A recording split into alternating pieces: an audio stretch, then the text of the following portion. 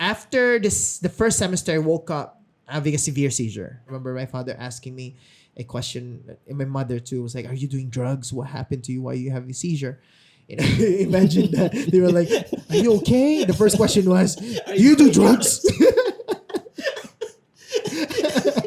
That is the most Filipino thing. They're like, "Can you ask me if I'm okay?" And so they brought me to this CT scan stuff, and I was 17, only 17 years old. And then after the result, they saw a little something on the left side of my brain. It's something alien, very small, but that caused me to have seizures.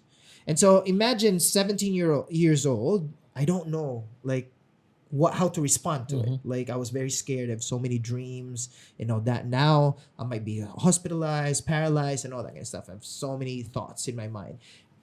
And then the doctor said, "Oh, I think you should stop by one semester. You should not go to school." And so I stopped. And I always go to the hospital. Do these weird checks. After a semester, my father came up to me and said, "Jasper, I think God is calling you to be a pastor." Okay.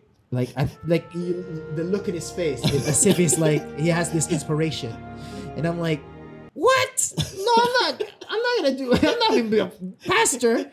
And by the way, if you're Filipino, understand this. You have no choice but to follow whatever your parents tells you. And so I said, "Okay, I'll be a pastor." And so I was sent to boarding school, and by God's grace, I enjoyed it. Do you remember any moment where it clicked for you and then like, oh, I love doing this? Just preaching the girls' dorm for the first time. Women's ministry. I went to the girls' dorm for the first time, preached there, and I was like, "Man, I love this. I think this is amazing."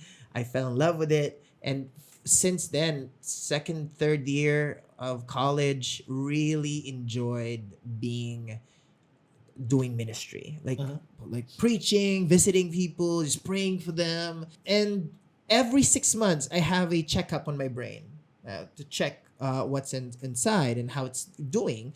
And every 6 months, the doctor will come up and he'd say, "The tumor is getting smaller." And when I was 21 years old, the tumor was completely gone.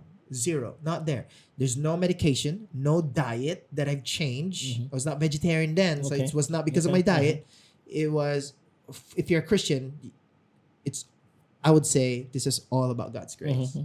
Yeah, and I could really resonate to what there's an amazing author by the name of Ellen White, and she said, "Grace is an attribute given to undeserving human beings. We do not seek for grace, but grace was sent in search for us." And that was my story. I was not searching for God at all, but God found me.